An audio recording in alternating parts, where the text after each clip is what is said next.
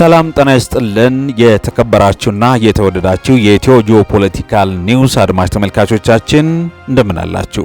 በያላችሁበት የተከበረው ሰላምታችን ይድረሳችሁ። እንደተለመደው በዛሬው ዕለትም እናንተ ልታዳምጧቸው ይገባሉ ያልናቸውን በሀገር ውስጥ በአፍሪካ ቀንድና በመካከለኛው ምስራቅ የተከሰቱትን የጂኦፖለቲካል መረጃዎች ይዘናል። የተወደዳችሁና የተከበራችሁ አድማጭ ተመልካቾቻችን በአጭር ጊዜ 3000 ሰብስክራይበር ስላስገባችሁን ከልብ እናመሰግናለን። ይህንን ያደረጋችሁት የተሻለ መረጃ ስላቀረብን ነው። አሁንም የተሻለ መረጃ ለእናንተ እንድናቀርብ ኮሜንት ላይ አስተያየት በመስጠት የዩቲዩብ ቻናላችንን የተቀደሰ ጎዳና እንድታስተካክሉልን ከወዲሁ በአክብሮት ጠየቅነ። በዛሬው ዕለት እናንተ ልታዳምጧቸው ይገባሉ ያልናቸውን ዋና ዋና መረጃዎችን እናስቀድምና ዜናችን እንጀምር። በዛሬው ልዩ መረጃችን ከቤተ መቅደስ እስከ እገታ በኦሮሚያ ክልል የቀጠለው የንጹሃንን ሲኦል በደንብ እንመለከተዋለን። የትግራይ ጂኦፖለቲካ አዘቅት የጀነራል ታደሰ ወረደ የስልጣን ማራዘሚያ የህወሓት መከፋፈልና በቀጠናው ያንዣበበውን የጦርነት ደመናም በዛሬው ልዩ ጂኦፖለቲካ ትንታኔያችን የሀገር ውስጥ ጉዳያችን ተጨማሪ አድርገን ይዘነዋል። ወደ ጎረቤት ሀገር ስንሄድ በምስራቅ አፍሪካ ጂኦፖለቲካ ከፍተኛ ትኩሳት የሆነውን የጎረቤት ሀገር ሱዳንን ወቅታዊ ሁኔታም የምንዳሰስበት ሰበር መረጃ ይዘናል። የሱዳን ማለቂያ የለሽ እልቂት፣ የዲፕሎማሲ ክሽፈትና የቀንዱን ጂኦፖለቲካ ትርምስን እንመለከተዋለን። በተለይ የፖለቲካ ቀውሱና የትርምሱ ነዳጅ የሚያቀብሉ ኃይሎችን ዘርዝረን እናቀርብላቸዋለን። የዲፕሎማሲው ክሽፈት ለምን በሱዳን ሰላም ራቀ? አዳዲስ ሰበር መረጃዎች ወጥተዋል፣ ለእናንተ እናቀርበዋለን። በመካከለኛው ምስራቅ አዲስ ውጥረት ስንሄድ ዓለም በስጋት የቆመባት ሌሊት፣ የትራምፕ የኒውክለር ዛቻና የመካከለኛው ምስራቅ የነዳጅ ጦርነት፣ ዘጋርዲያን ይዞት የወጣው አስፈሪ ሰበር መረጃን እንመለከታለን። የአሜሪካው ፕሬዝዳንት ዶናልድ ትራምፕ በኢራን የነዳጅ ማዕከል ላይ የፈጸሙት ቀጥተኛ ጥቃትን ተከትሎ የመጣው የኒውክለር ጦርነት ስጋት ዋይት ሃውስን በከፍተኛ ውጥረት ውስጥ ከቶታል። ትራምፕ ከስልጣን ይነሱ የሚሉ ድምጾች ከኮንግረሱ አዳራሽ አልፈው ጎዳናዎችን እያጥለቀለቁ ይገኛሉ። ዛሬ ሌሊት ዓለም ምን ይጠብቃታል? ዝርዝር ትንታኔ ያዝንበት የመካከለኛው ምስራቅና የአሜሪካ ጉዳይ ነው። የተወደዳችሁ አድማጭ ተመልካቾቻችን በቀጥታ ወደ ዝርዝር መረጃው ሄድነ። አብራችሁን ቆዩ። ይህን መረጃ ስታዳምጡ ደግሞ ላይክ ማድረጋችሁን እንዳትረሱ። ዕለታዊ የጂኦፖለቲካል ትንታኔውን ከኢትዮ ጂኦፖለቲካል ዩቲዩብ ቻናል ጋር ይዤላችሁ የቀረብኩት ተስፋም ጥበብ ነኝ።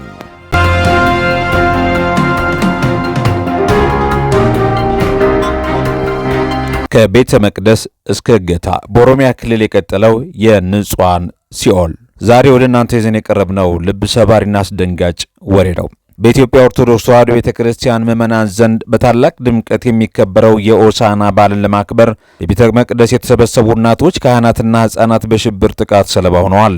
በኦሮሚያ ክልል ምስራቅ ሸዋ ዞን ቦሰት ወረዳ ቦሌ ከተማ ውስጥ የተፈጸመው ይህ መጠነ ሰፊ እገታ አገሪቱ በምን ያህል የጸጥታ ውስጥ እንዳለችም የሚያሳይ ነው። ከቅዳሴ ወደ እገታ የቦሌ ከተማ ድንገተኛ ጥቃት ባለፈው እሁድ መጋቢት 27 ቀን 2018 ዓ.ም ሌሊት በቦሰት ወረዳ ቦሌ ከተማ በሚገኘው የቅዱስ ሚካኤል ቤተክርስቲያን የሆሳዕናን በዓል በጸሎትና በዝማሬ ለማሳለፍ ያደሩ ምዕመናን ላይ ያልታሰበ ጥቃት ተሰንዝሯል። ኦነግ ሸኔ ተብሎ የሚጠራው ታጣቂ ቡድን እንደፈጸመው የሚነገረው ይህ ድርጊት ከቅዳሴ መገባደጃ በኋላ ከ30 በላይ ሰዎችን አግቶ ወስዷል። ከታገቱ መካከል የሃይማኖት አባቶች፣ ካህናት፣ አረጋውያን፣ እናቶችና ዕድሜያቸው ከ1 ዓመት የሚጀምሩ ሕፃናት እንደሚገኙበት ምንጮች አረጋግጠዋል። ይህ ጥቃቱ በሃይማኖት ተቋማትና ደካማ በሆኑ የህብረተሰብ ክፍሎች ላይ ያነጣጠረ መሆኑን ያሳያል። ቦሌ ከተማ የሚያዋስኑ አካባቢዎች ለአጋቾቹ ምቹ መደበቂያ ሳይሆን እንዳልቀር ይገመታል። መተሐራ 55 መንገድ፣ አቦ ምሳና መርቲ የተባሉ አካባቢዎች የዚሁ ቀውስ አካል ሆነዋል። ምንም እንኳ ጥቃቱ ሰዎች ከአጋቾቹ እጅ አመልጠው መውጣት ቢችሉም ቀሪዎቹ 30 ላይ ዜጎች ወዴት እንደተወሰዱ ግን እንዲሁም በምን ሁኔታ ላይ እንደሚገኙ እስካሁን የታወቀ ነገር የለም። ይህ ሁኔታ ቤተሰቦቻቸውንና በአካባቢው ያለውን ነዋሪ ከፍተኛ ስጋት ውስጥ ከቶታል። በኦሮሚያ የቀጠለው የእገታ ኢንዱስትሪና የፖለቲካ ትርጉሙን ስንመለከት በኦሮሚያ ክልል በተለይም በሸዋና በወለጋ አካባቢ እገታ አሁን ላይ እንደ ተራ ክስተት እየታየ መጥቷል። ይህ ግን ቀጥተኛ ፖለቲካዊና ማህበራዊ እንድምታ እንዳለው ነው የሚነገረው። በቤተ መቅደስ ውስጥ የሚፈጸሙ እገታዎች በምዕመናን ዘንድ ከፍተኛ የስነ ልቦና ጫና የሚፈጥሩና ማህበራዊ ትስስሩን የሚበጣጥሱ ናቸው። አብዛኛዎቹ እገታዎች በገንዘብ ጥያቄ የታጀቡ ቢሆንም በቤተ ክርስቲያን ላይ ያነጣጠሩ ጥቃቶች ግን ህዝባዊ ቁጣን በመቀስቀስ መንግስትን ለማዳከም የሚደረጉ ስልታዊ እርምጃዎች ሊሆኑ እንደሚችሉም የፖለቲካ ተንታኞች እየገለጹ ይገኛሉ። አሁን ባለው መረጃ መሰረት የታገቱ ወገኖቻችን በጨለማና በጫካ ውስጥ በምን አይነት ስቃይ ላይ እንዳሉ መገመት አያዳግትም። መንግስትና የጸጥታ ኃይሎች በኦሮሚያ ክልል እየተስፋፋ ያለውን ይህንን የእገታ ወረርሽኝ በአስቸኳይ እንዲያስቆሙና የታገቱ እናቶችና ህጻናቱ ወደ ቤታቸው በሰላም እንዲመለሱ ሰፊው ህዝብ እየተናገረና ጫና እያሳደረ ይገኛል። የሰው ልጅ በፈጣሪው ፊት ቆሞ በሚጸልይበት ሰዓት ታግቶ መወሰዱም የሞራል ውድቀቶችን የመጨረሻው ደረጃ መሆኑን ያሳያል። በቦሰት ወረዳ የታገቱ ወገኖች በሰላም ወደ ቤታቸው እንዲመለሱ እንመኛለን።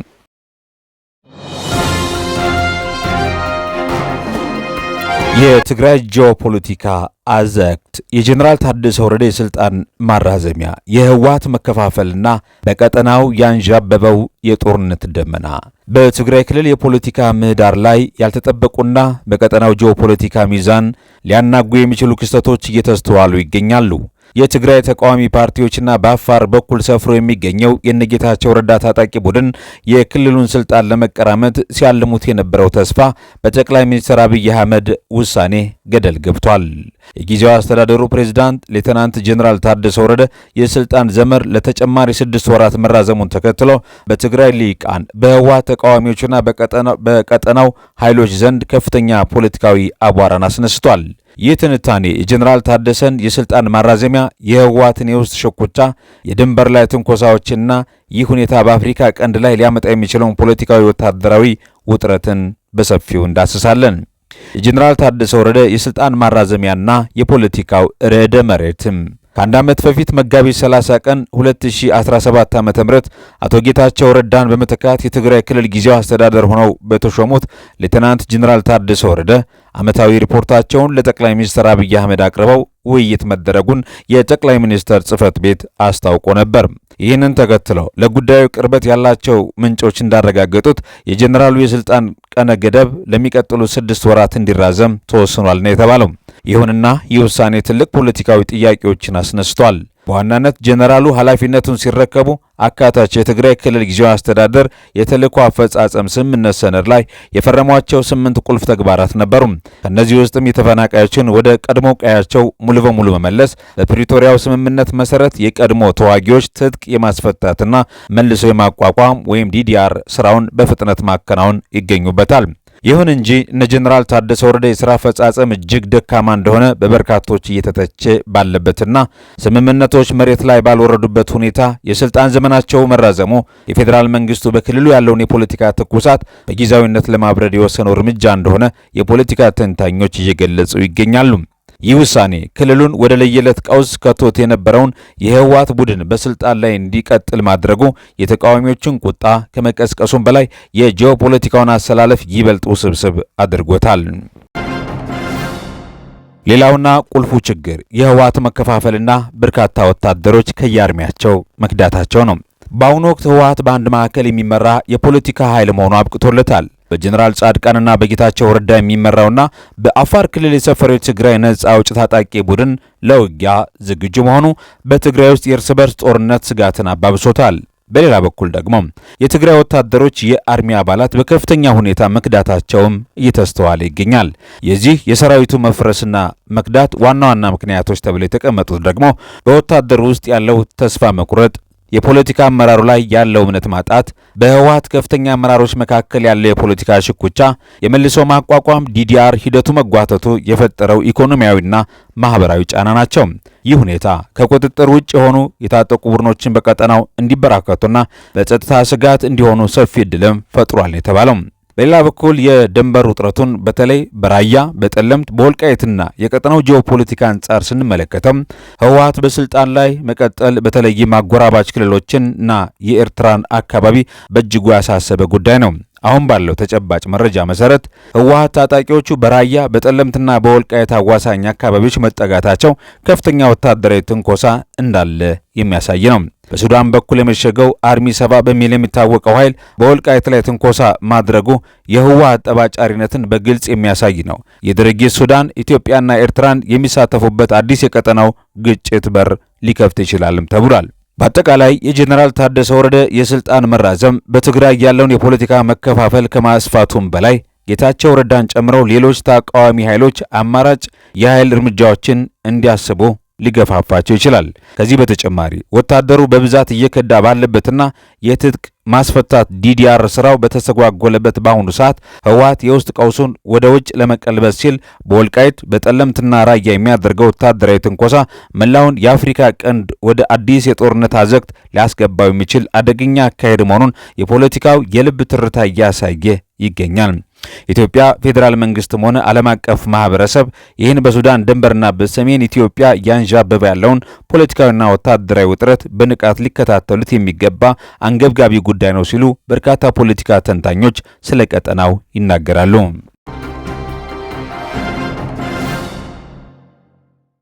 የተወደዳችሁና የተከበራችሁ አድማጭ ተመልካቾቻችን የጂኦፖለቲካ ትንታኔያችን ቀጥሏል። ወደ ጎረቤት ሀገር ሱዳን እናመራለን። የሱዳን ማለቂያ የለሽ እልቂት፣ የዲፕሎማሲ ክሽፈትና የቀንዱን ጂኦፖለቲካ ትርምስ በሱዳን መነጽር።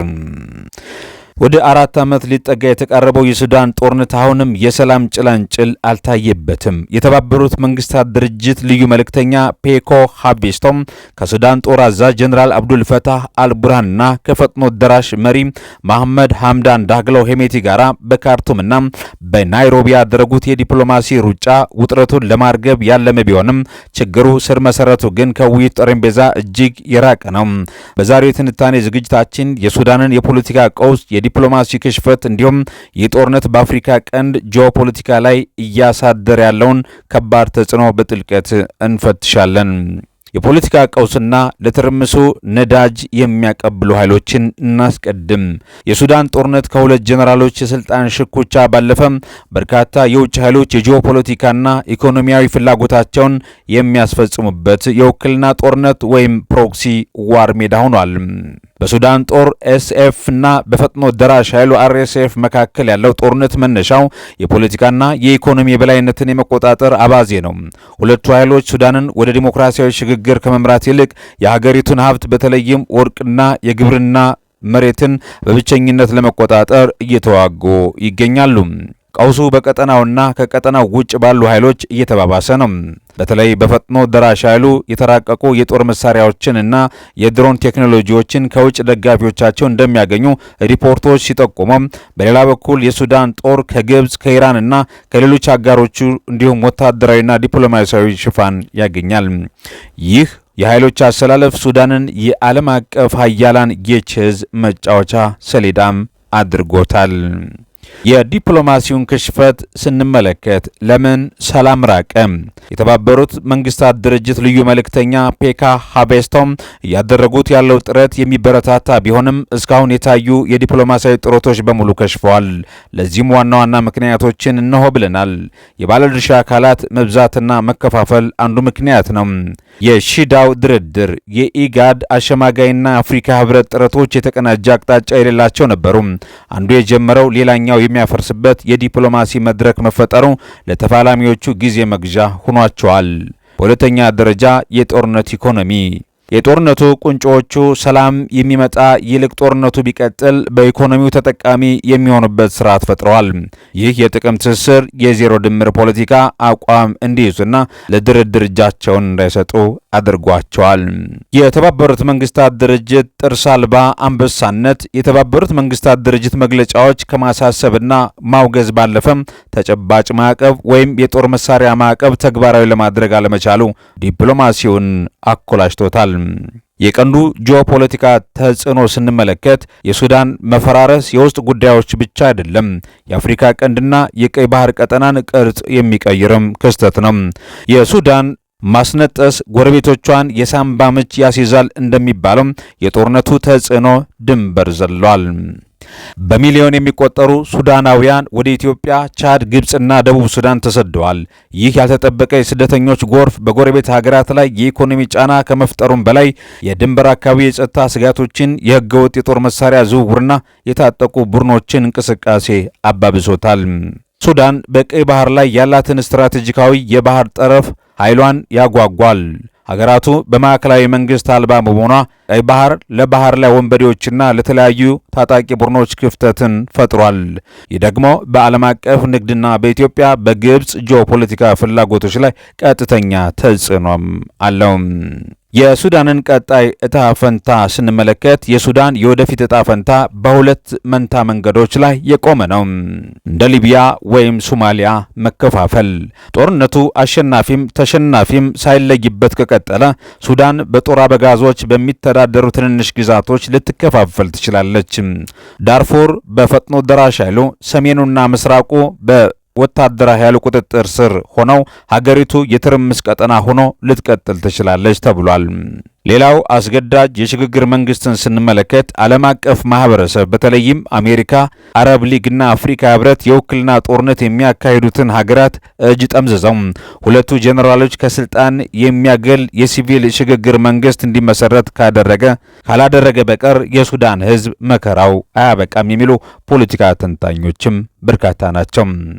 በአጠቃላይ የፔካ ሃቬርትዝ የናይሮቢና የካርቱም ጉዞዎች የሱዳን የሰላም በር በጥቂቱ ሊያንኳኳ ቢችልም የችግሩ ቁልፍ ያለው ግን መሳሪያና ገንዘብ በሚያቀብሉ የውጭ ኃይሎችና የሱዳንን እንደ ግል ንብረታቸው በሚቆጥሩ ጄኔራሎች እጅ ነው። አፍሪካ ቀንድ ይህንን የሱዳን እሳት ካላጠፋ እሳቱ ቀጠናው ሙሉ በሙሉ ማዳረሱ አይቀርም።